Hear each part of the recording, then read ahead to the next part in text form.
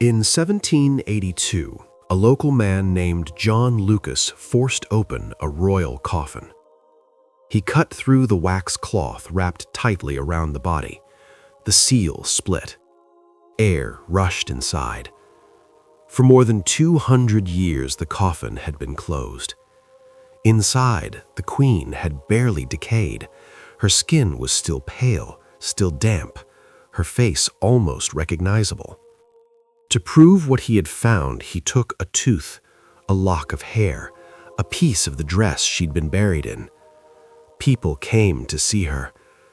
Each time the coffin was opened, her body darkened, softened, collapsed further into decay. Then it grew worse. Drunk gravediggers abused what was left. Teeth knocked out, hair ripped away, limbs damaged, pieces taken as souvenirs. This was Catherine Parr, the queen who survived Henry VIII. She escaped execution. She escaped the Tower.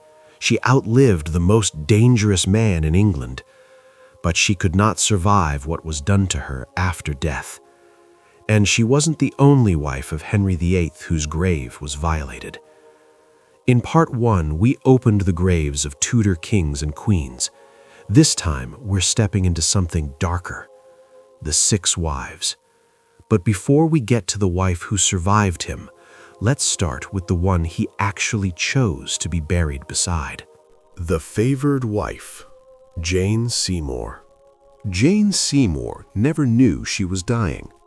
October 24th, 1537, Hampton Court Palace.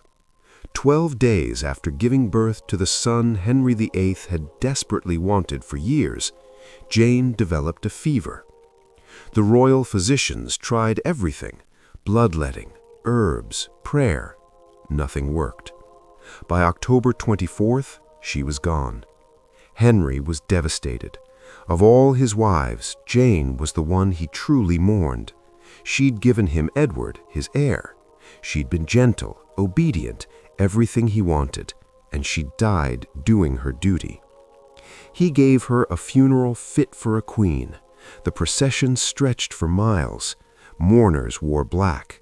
Prayers were said in every church between Hampton Court and Windsor.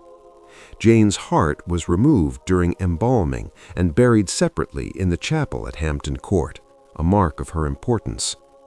Her body was taken to Windsor Castle and placed in a specially built vault beneath the choir in St. George's Chapel. The vault was positioned carefully, with room for one more coffin beside hers, Henry's. In his will, written 10 years later, Henry made it clear he wanted to be buried beside Jane, not beside any of his other wives, not in some grand monument at Westminster, beside the woman who'd given him his son. And that's exactly what happened. When Henry died in 1547, his enormous coffin was lowered into the vault next to Jane's smaller one, side by side, together forever. Or so they thought. A century passed. England fell into civil war. King Charles I lost his head on a scaffold in London in 1649. Parliament needed somewhere to bury him quickly, somewhere quiet, far enough from the city that royalists wouldn't turn it into a shrine. They chose Windsor. They chose Henry VIII's vault. Workers pried open the floor of St. George's Chapel and descended into the crypt. There were Henry's massive coffin and Jane's smaller one, resting peacefully side by side. But there wasn't enough room for a third. The workers did what they had to do. They pushed Henry's coffin aside, shoving it roughly against the wall. The wooden supports beneath it shattered. Jane's coffin was pushed aside as well, displaced from its careful position. Charles I's coffin was lowered in, and the vault was sealed. For another 164 years, the 3 bodies lay there in the darkness: Henry, Jane, and the executed king who'd been forced between them. Then, in 1813, the Prince Regent heard rumors that Charles I might be buried at Windsor. He wanted to know for certain, so he ordered the vault opened. When workers broke through the floor, they found the 3 coffins just as they'd been left. Henry's was cracked and damaged, with a hole in the lead casing. Jane's coffin, however, was intact, undamaged, still sealed after nearly 300 years. The Prince Regent examined Charles I's coffin and confirmed it was him. Then he ordered everything sealed again. No one repaired Henry's coffin. No one repositioned Jane's. They just closed the vault and walked away. In 1837, a simple marble slab was placed over the vault. It lists the names of those buried beneath: Jane Seymour, Henry VIII, Charles I, and an infant child of Queen Anne who was added later. That's it. No grand monument, no elaborate tomb, just a simple marker on the floor that most tourists walk right over without noticing. Jane Seymour, the wife Henry loved most, rests in quiet obscurity. Her coffin is intact, yes, but it's been displaced, shoved aside to make room for others, and it's forever overshadowed by Henry's cracked and damaged casket lying next to it. She gave Henry everything he wanted in life. In death, she couldn't even keep her place beside him undisturbed. But at least Jane has a known grave. At least people know where she is. Not all of Henry's wives were so fortunate, especially the one he waited 7 years to marry and then beheaded. The Queen in the Arrow Chest, Anne Boleyn. Anne Boleyn had no idea what was waiting for her on the morning of May 19, 1536. She'd been imprisoned in the Tower of London for nearly 3 weeks, accused of adultery, accused of treason, accused of plotting to kill the king. All of it likely false, manufactured by Thomas Cromwell to give Henry the excuse he needed to get rid of her. She'd already been tried and condemned, but that morning she was told the execution would happen soon. She asked for more time to prepare her soul. She was denied. The executioner was brought from France, a swordsman, not an axeman. It was meant to be a mercy. A skilled swordsman could take the head off in one clean stroke, less suffering. Anne walked onto the scaffold dressed in a gray damask gown. Her ladies-in-waiting wept. She spoke to the small crowd gathered to witness her death. She did not name Henry directly, but she prayed for him. She forgave those who'd condemned her. Then she knelt. The swordsman approached from behind so she wouldn't see the blade coming. One of her ladies tied a blindfold over her eyes. "To Jesus Christ I commend my soul," Anne said. "Lord Jesus, receive my soul." The sword came down. One stroke. It was over. Her head fell into the straw. Her body slumped forward. Blood pooled on the scaffold. And then something remarkable happened, or rather something remarkably cruel. No one had prepared a coffin for her. Think about that. She was a queen, an anointed queen of England. She'd worn the crown. She'd been coronated in Westminster Abbey with all the ceremony and grandeur befitting royalty. But when she died, no one had bothered to prepare a proper burial. Her ladies-in-waiting carried her body and her severed head to the chapel of St. Peter ad Vincula, inside the tower grounds. They found an old elm arrow chest, the kind used to store arrows for the tower guards, and placed her inside. Her head was positioned as carefully as they could manage beside her body. They buried her beneath the chapel floor. No ceremony, no marker, no record of exactly where. Anne Boleyn, Queen of England, was placed in an arrow chest and buried in an unmarked grave. For more than 300 years, no one knew exactly where she was. The chapel floor had been disturbed over the centuries, renovations, repairs, other burials. The location was lost. Then, in the Victorian era, major renovations were planned for the chapel tower. Workers began tearing up the old floor in 1876, and beneath it, near the altar, they found a coffin. It was opened carefully. Inside were the remains of a slender woman. The neck bones showed evidence of violent trauma, a clean cut consistent with beheading by sword. Investigators measured the skeleton. It matched Anne's known height and build. This had to be her. They examined the remains more closely. Even after 3 centuries, the violence of her death was written in her bones. She was reburied in the same spot, and this time a marker was placed, a simple plaque that states Anne Boleyn was executed here and buried in this chapel. But questions remained. Was this really Anne, or could it have been someone else? The tower had seen many executions over the centuries. The chapel housed many bodies. In 2022, modern scanning technology was used to locate the vault again without disturbing it. The scans confirmed there is indeed a burial vault in that location, but the coffin has never been opened again for DNA testing or further examination. Anne Boleyn's final resting place is known now, but she shares that chapel with other prisoners who were executed in the tower.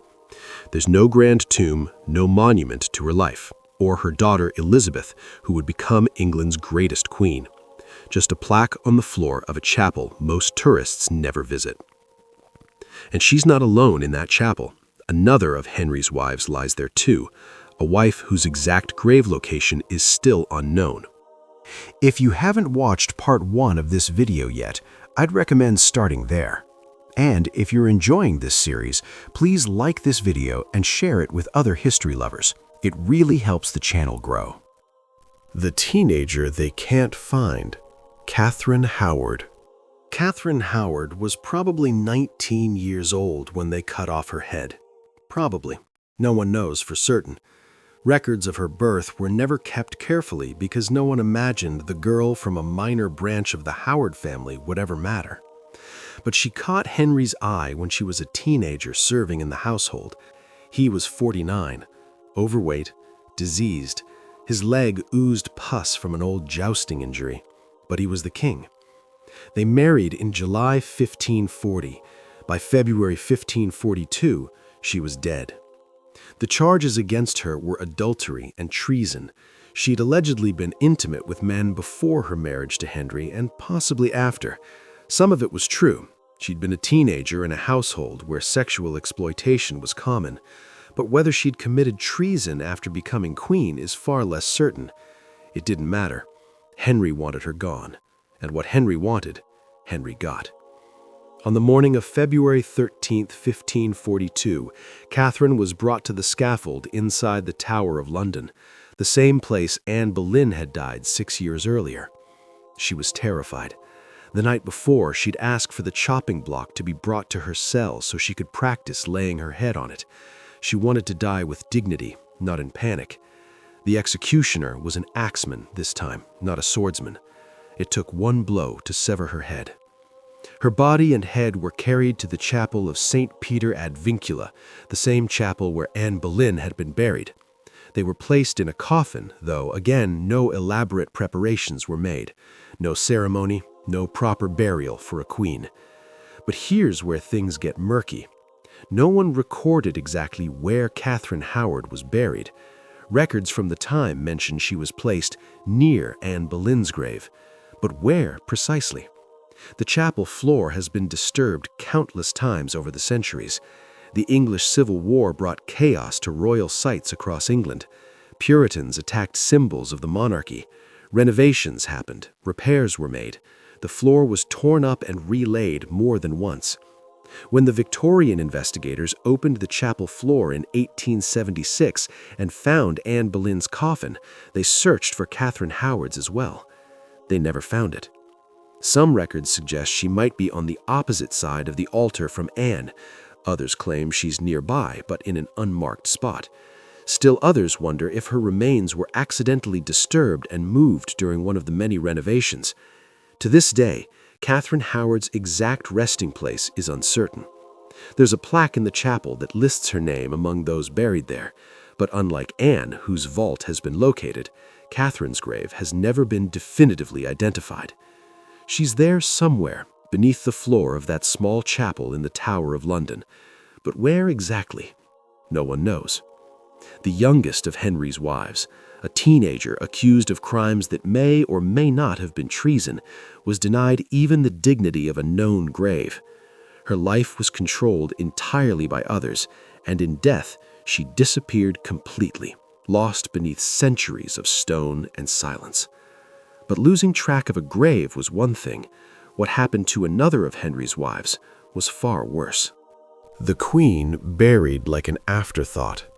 Catherine of Aragon died alone. January 7th, 1536. Kimbolton Castle. Miles from London, exiled from court, separated from her daughter Mary. She'd been Henry's wife for 24 years before he divorced her to marry Anne Boleyn. She'd fought the divorce. She'd insisted she was the true queen until the very end. She'd refused to accept the title Dowager Princess of Wales that Henry tried to force on her. And she died believing she'd been poisoned. Her last letter was to Henry. She called him my most dear lord, king and husband. She forgave him for everything. She asked him to be a good father to their daughter Mary. And then she closed her eyes and died. When news of her death reached London, Henry celebrated. He wore yellow. Some say it was the color of mourning in Catherine's native Spain, but others claim it was joy. He'd been freed from his first marriage at last. He refused to give her a queen's funeral. Catherine's body was embalmed and prepared for burial, but Henry wouldn't allow her to be buried at Westminster Abbey with other queens. She wasn't to be laid to rest with the royalty at Windsor. She was Henry's cast-off wife, not his queen anymore. Instead, she was taken to Peterborough Cathedral, far from London, in a town that carried little political significance. The funeral was modest, respectful, yes, but nothing compared to what a Queen of England should have received. Her coffin was placed in a vault beneath the choir, and a simple stone marked the spot. For a century, she rested there quietly. Then the English Civil War came. In 1443, Puritan soldiers attacked Peterborough Cathedral. They saw it as a symbol of the old religious order they despised. They smashed stained glass, they destroyed monuments, they desecrated tombs. Catherine's grave was almost certainly disturbed. How badly? No one recorded it. The extent of the damage was lost to history. More than a century passed. In 1777, workers were doing renovations in the cathedral when they accidentally broke through into a vault. Inside, they found a lead coffin. On it was a nameplate, Catherine of Aragon. The workers sealed the vault quickly and continued their work. Another century passed. In 1895, officials decided to inspect the vault again. They opened it carefully and examined the coffin. It was still intact, no visible damage. The nameplate confirmed this was Catherine. They sealed it again and left her alone. Unlike the other Tudor royals we've discussed, Catherine of Aragon's rest has been relatively undisturbed. Her coffin hasn't been cracked open like Henry's. Her grave wasn't lost for centuries like Catherine Howard's. She wasn't dug up and put on display like, well, we'll get to that. Why has Catherine been left alone? Distance might be the answer. Peterborough is far from London. It was never a center of political power or royal intrigue. When Puritans attacked royal symbols, they focused on Westminster and Windsor. When Victorian historians wanted to satisfy their curiosity about the Tudors, they went to the famous sites. Catherine of Aragon was buried far from the center of power, and in that distance, she found something close to peace. But even that peace carries an insult. The first Tudor queen, the woman who'd been married to Henry for nearly a quarter century, was buried like an afterthought, far from court, far from the family she'd married into, erased from the royal landscape as thoroughly as Henry could manage. She'd been cast aside in life. In death, she was cast aside even further. Still, at least her body stayed in one place. At least her coffin remained sealed. The wife who survived Henry wasn't granted even that small mercy. The survivor they put on display, Catherine Parr. Catherine Parr did something none of Henry's other wives managed. She survived him. When Henry died in January 1547, Catherine was free free from a marriage to a diseased, paranoid tyrant, free to live her life on her own terms. She remarried within months to Thomas Seymour, the brother of Jane Seymour and uncle to the new king, Edward VI. It was a love match, something she'd never had with Henry. But freedom didn't last long. Catherine became pregnant, and in September 1548, just over a year after Henry's death, she died from complications of childbirth at Sudeley Castle. She was buried in the castle's chapel in what's considered the first Protestant royal funeral in England. The grave was marked, but modest. Catherine had wanted simplicity in death. For more than 200 years, she rested there peacefully. Then, disaster struck. Sudeley Castle fell into ruin after damage during the English Civil War. The chapel roof collapsed, walls crumbled, rain and wind battered the exposed interior for decades.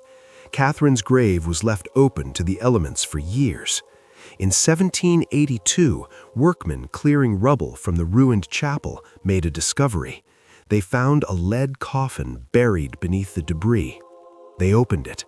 Inside was a body, remarkably well preserved, wrapped in cerecloth, a wax-soaked shroud designed to preserve remains.